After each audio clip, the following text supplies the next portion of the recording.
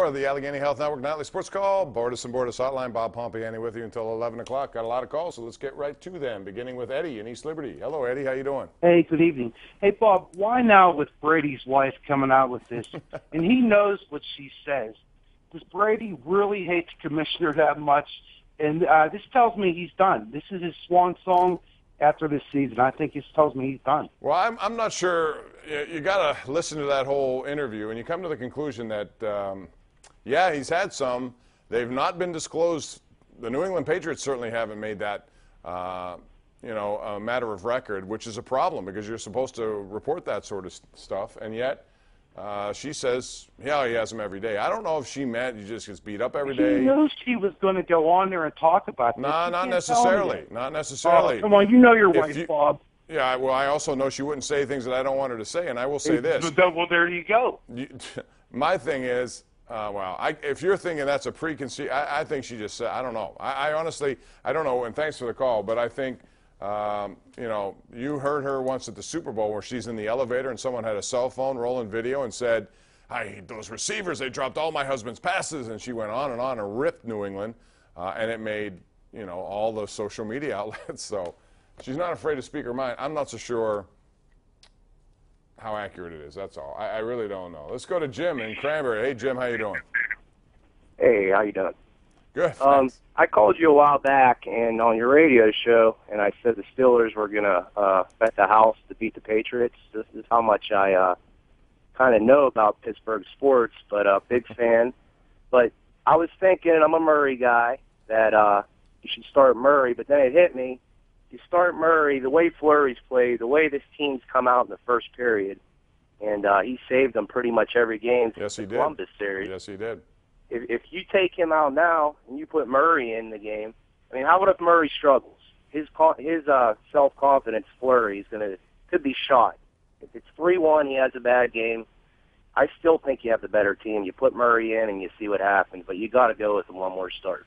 I agree with it. Thanks, man. I appreciate the call. And you're right. The first periods have been terrible for the Penguins, and yet it's been Fleury more than any other player who's made them get through some of those and saved opportunities for them to win games. So my bottom line is I still go to him, and I honestly believe Mike Sullivan will do that. If he doesn't, you could make a good case for Matt Murray, given what he's done last year. But he hasn't played a whole bunch of hockey of late. He did the other day and did okay, gave up 1 goal. But I would go to the guy who's been the hot hand, maybe with a short leash if it starts badly, but I don't think you're going to need it tomorrow for Marc-Andre Fleury.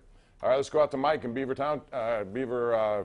I was going to say Beaver County, Beaver Township, or Beaver, the actual. Anyway, go ahead. The town of. I find it amazing on how many people are quickly turning to Murray when everybody else was talking about Fleury winning the actual Conn Smythe Trophy. It's just amazing to me how quick they are. You could talk to any educated hockey fan. They believe that Fleury should stay in net. Well, that's not, I'll disagree with that because I think Matt Murray has won a Stanley Cup as the premier guy in net, so there's no reason to think that he can't get there. My point is Fleury's been the hot goaltender, and therefore, given the fact what he's done, especially in the first periods of game last night notwithstanding, I think he deserves another opportunity to get in there. You couldn't go wrong with either guy. Both are really good, and that's the luxury of having 2 guys. Thanks, man. Appreciate the call. Let's go out to John in Brookline. Hey, thanks for taking my call, guy. How you doing, man? What's up? What's up? Do you think the Penguins will win tomorrow? I need them to bring home the cup. I need them to bring home the cup. Okay, I get it. You need them to bring home the cup. It's a long way to go. Let's go out to Cindy in Beaver Falls. Hey, Cindy. Hi, how are you? Good, how are you? Fine. I wanted to know, is Ottawa really that good of a team, or are the Pens just not playing up to snuff? No, I mean, Ottawa's deserving of being there. They're in the finals, and that I understand, but they seem to be They play a different style. They do things differently. The Penguins are also beat up. I think the Penguins are a better team, Cindy. If everyone was healthy, this would be a 5-game series. I thought it would be 5 games. That's what I said, Pens in 5. I'm going to be wrong with that. But the Penguins have a better team. It's just that Ottawa's playing the way they're comfortable. They're getting good balance. They're also you know, keeping the puck away from the front of the net a lot, and the Penguins don't have many answers there. That's where this could change tomorrow night. They got their only goal last night in front of the net on a Crosby deflection, and I think they need to go there more. Patrick Hornquist makes his living there. He's not available. Looks like he may not play again tomorrow. Russ is not afraid of going there.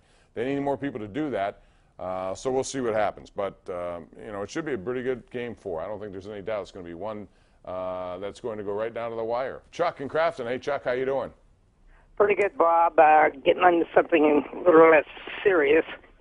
This is about the stats of the 1960 Pirates World Series win when Ness hit the home run. I think I read that one of those tidbits in the paper, heard it mentioned that there were no strikeouts in that entire game. I was wondering if that was possible. Yeah, that was possible. That happened, actually, which was really interesting. So I'm just watching a replay here, by the way, so I'm sorry to be distracted, but it looks like Nashville has just tied the game after they pulled the goaltender and did not score on a 5-on-3 advantage. But yes, that actually happened. Okay, I'm glad to hear that. Thanks, Bob. All right. Thank you very much. Let's go out to Amy in Evansburg. What's up, Amy? How you doing? Hi. I just had a comment about the Penguins. All I wanted to say is they played really well this year. It's hard to win back-to-back cups. I do believe that the injuries are catching up with them, and they look tired, and that's okay. They played so well, and if they don't get by the Senators, they beat the Capitals once again, and the Capitals still are not going to have a chance for the cup. Yeah, So, I mean, that's good for a respect, fan point of view, but I think for the Penguins, that's equivalent of getting lovely parting gifts. They're in this for more than just beating the Capitals. They want to defend this championship.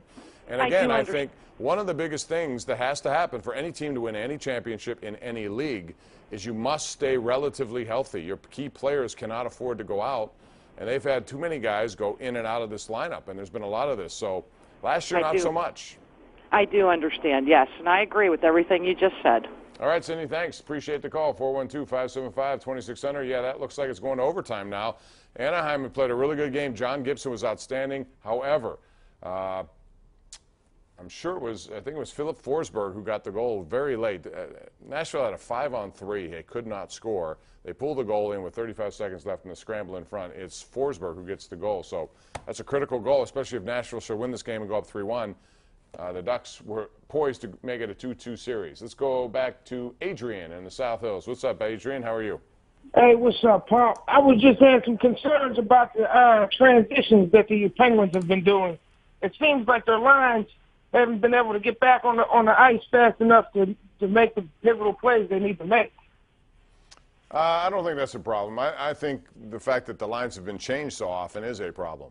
I think whenever you have guys, you know, there was a part of this postseason where you had Hornquist on the top line, you had Rust on the top line, you had Sheary on the top line with Gensel and Crosby. They took Gensel off of the top line.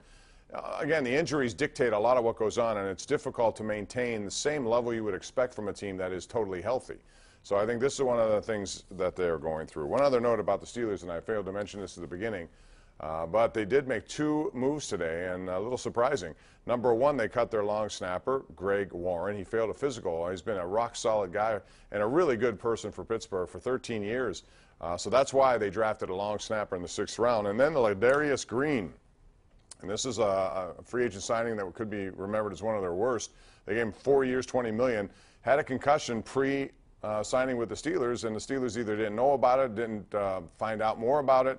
Anyway, he signed, and it looks like the concussion is the reason he failed the physical. Not absolutely sure on that, but he did not pass the physical. The Steelers release him as well. We'll take a break, come back with more calls. We're right here live on Pittsburgh CW.